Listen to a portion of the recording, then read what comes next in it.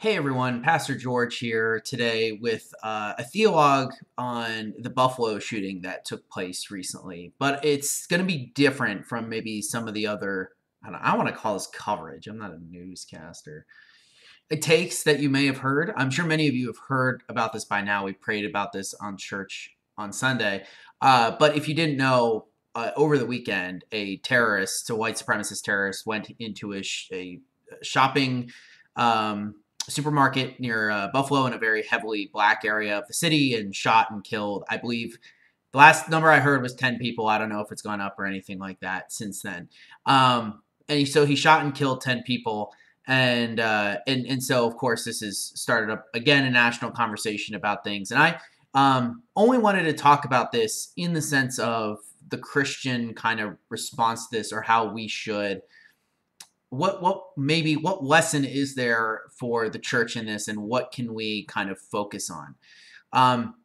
The reason this is going to be different is I'm also going to be showing you guys quotes from his manifesto. So one of my biggest problems when things like this happen is a lot of these people who do these types of things are incredibly ideological driven. For those of you who were around in the 90s, you probably remember the Unabomber, right? Well, the Unabomber has always been kind of just typecast as this insane nut guy who just started blowing things up. But if you actually look at what he was doing it for purely ideological reasons. He thought the modern world was evil, and that we had to go back to living in a primitive state. Technology was bad. Industrial society is bad.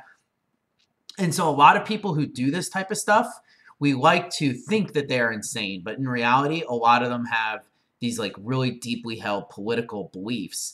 And I've seen a lot of misinformation out there, and I think I want to kind of combat that by actually looking at what he's saying, and then also saying how we as Christians can respond to this and look out for this, and how do we keep people from turning into what this guy was. And so I just wanted to look at this. So here on the front, I'll put the pictures up on the right over here. It might be too small to read all the text, but just know that I'm quoting from his manifesto. He has this picture, and this is a really interesting picture. Not because it's particularly deep or anything. I only want to focus in on that symbol. That symbol is a traditional pagan, Germanic pagan symbol that's been used by a lot of fascist or neo-Nazi or white supremacist groups, because to a lot of these groups, and we're going to return to this at the end, the only religion, if they even believe in one, you'll see that this guy doesn't. If they even believe in one, is this traditional kind of folk religion of Europe, which would have been paganism or something like that, right? Some sort of a pagan belief system. Because that's what your ancestors were, right? There's a big interest in what your ancestors believed and things like that. So I want to point out that anyone who's trying to say that this guy is into white supremacists, his whole shtick is that they're white people are, and I don't want to use this because it's not even really true, but white people are dying out, right? And so we need to have higher birth rate levels. Now, it's kind of funny because he's 18 and he's not going to have a family. And he responds to that. He says, I'm kind of the guy who's going to start the revolution, of course, one of those types of people. But his whole thing is that white people need to have more kids. And so he talks about that. And that's one of his big things. I have this little about me. This is just to show you what this kid is like. He's raised in America. His name is Peyton Gendron. He was born January 20th, 2003. And he says that he makes him 18 years old, right? So he's young. That's something to key in on. He's a young guy. And he's the sole one who did the mass shooting. And he's lived in Southern Tier, New York, his whole life with his parents and his two brothers. And he says this, it's funny. He says, "I believe I am ethnically white, since my parents' nationalities are from Northwestern Europe and Italy." It's really funny that he says that. I believe I'm ethnically white, right? He can't even kind of identify. And I think that goes to show, at the crux of this, the weakness of race ideology and racial thinking in general. And I'm not just talking about white supremacist type stuff, but even giving race a lot of precedent, is that it isn't something that is easily, outside of just looking at someone's skin, it's not something that's easily traceable. And you might think that looking at the skin is really easy until you realize that different people have different definitions of what it is to be something. And then it gets a little bit more complicated. Obviously, the most famous example was Ben Franklin, who said that anyone who wasn't English or from the British Isles wasn't white, right? So he wouldn't even consider, unless this guy is from, Gendron might be a Britannic name, I'm not sure, but like if he's from Italy, he certainly wouldn't have been considered white by Benjamin Franklin. And when you realize how transient these things are, how easy it is to fall in and out of categories, it's not really helpful to talk about it anymore. So I think that this kind of shows even here the weakness of this type of thinking.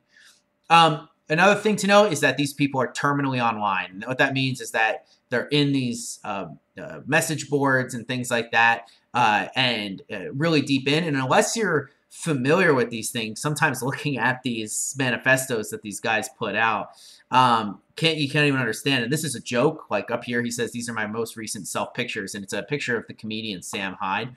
And the reason this is a joke is because this is a guy, one of the things people do online is anytime there's a mass shooting, a lot of people will flood news stations with this guy's picture.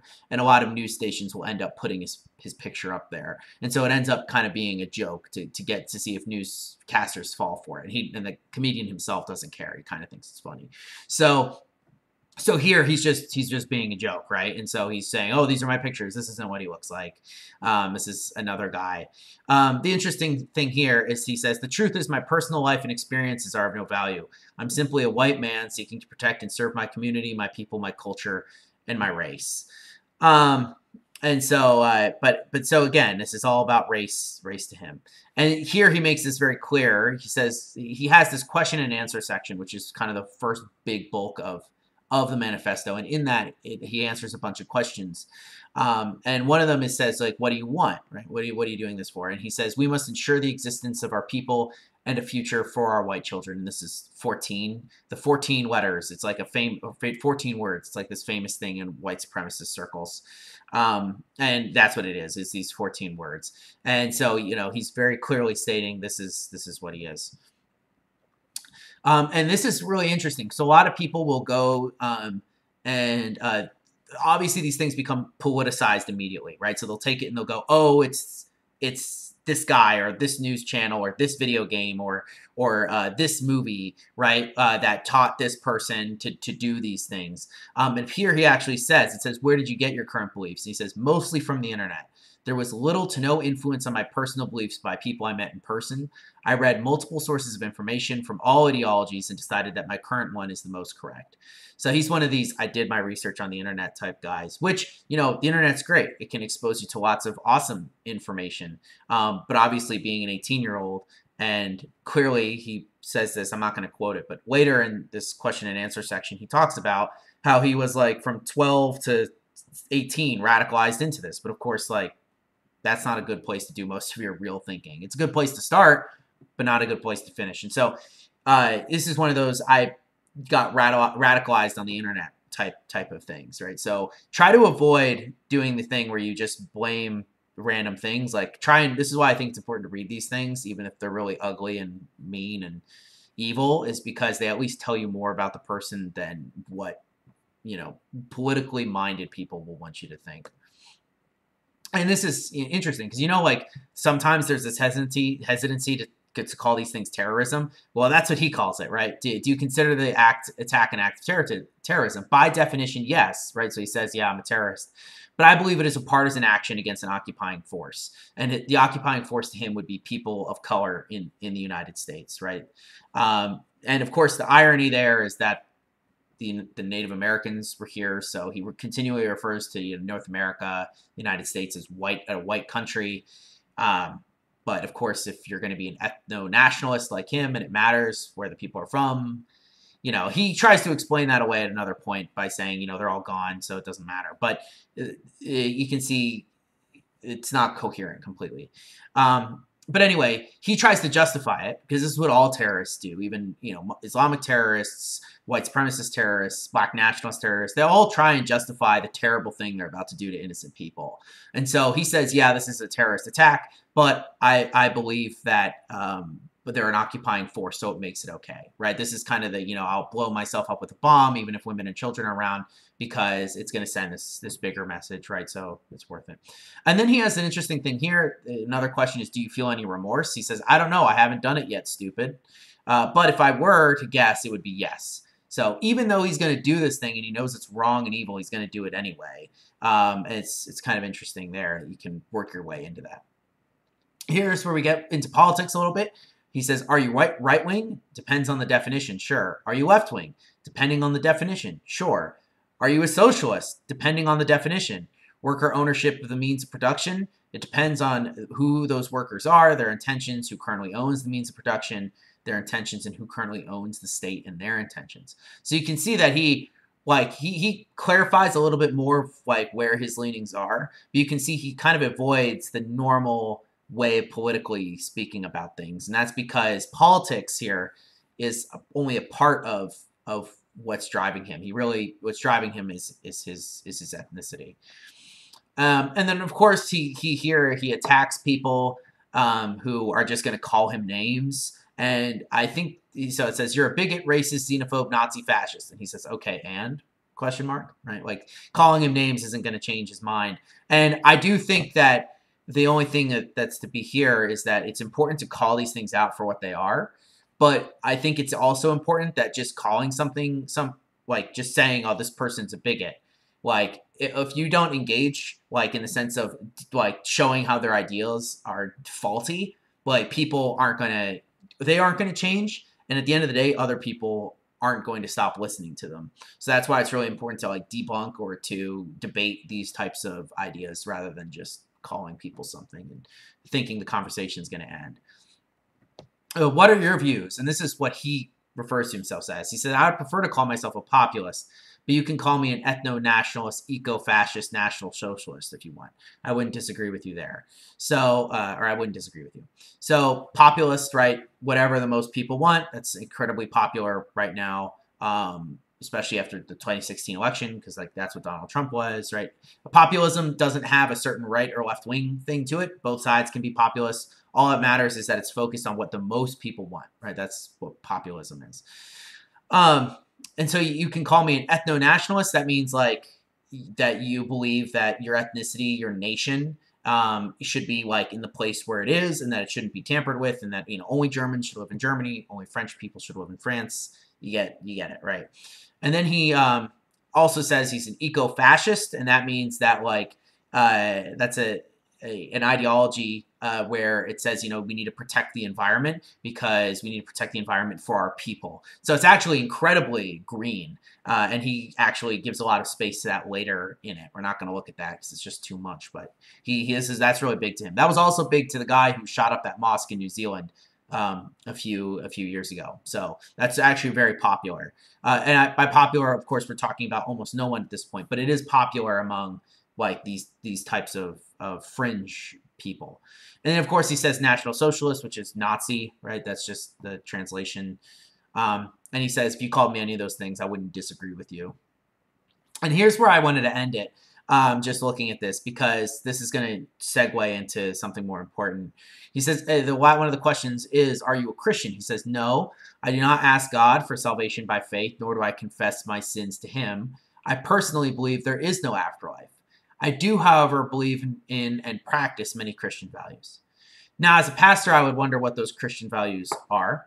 It would be kind of surprising to me because one of the least Christian things someone could do is to identify themselves by their race, primarily. One of the amazing things about Christianity is that it has ingrained racist things in it, right? So you can just see it as what Paul says in Galatians, right? There is neither Jew nor Greek, neither slave nor free, neither male nor female, all are one in Christ Jesus. You see it there. You see it in the creation narratives in Genesis, right? Where does all of humanity come from? From the same couple, right? So we're all related to each other. You see this in Revelation, where you see people from every tribe, tongue, and nation glorifying and praising God in the final days, right? So there is no space for race. Race is a new concept. It is not an interesting thing in the Bible. Like, no one in the Bible is interested in that type of thinking, especially as in the light of Christ, where God's kingdom is open to everyone from every place, right? All the Gentiles. So I think that's really important to realize. And the reason that he has this kind of weird thing here, and this is always a big thing, because this is another part of him that's clearly an internal struggle, or for a lot of white supremacists is an internal struggle, is they can't say that they hate Christianity, because so much of what Europe is, and the world, I would argue the world, but like just looking at, because apparently this type of stuff matters to them, so much of what Europe is clearly defined by Christianity, right? It's so obvious if you go there. And the United States as well, and Canada and Australia and New Zealand, because that's the religion of their forebears, right? Their biological and spiritual forebears. And so they can't say that they hate Christianity outright. Some will say that, and I think that those are the ones who are being most honest. But it also leads to this really big tension for them, because next to being racist, they're usually very anti-Semitic. And they can't say that Christianity is evil because it's what their ancestors believed in. But they also can't say that it's good. Why? Because Jesus was Jewish, and Paul was Jewish, and the disciples were Jewish, right? And so it ends up leading to this big crossed wires thing where they can't rationalize it to themselves. And those who do end up kind of believing in a Europe that never existed. Or trying to get back to a Europe that they can't get to, because paganism is so different from their way of thinking. So it ends up kind of just being this mash and this vat of redundancy where they try and justify these things to themselves. And I think we as Christians, the thing we can take away from this is, when you look at these things that when they happen, they tend to be young people, young men, but young people generally who take part in political violence and violence like this. And the reason is that we as a society and are in the world, especially in the West, and I think all these people, all these different fringe groups, whether it's anarchists or radical communists or ethno-fascist, nationalist, Nazi types, they all pick up on this idea. They all pick up on the idea that most people in the United States and most young people in the United States do not have like a guiding principle. They don't have something that actually wants to make them get up in the morning and do something.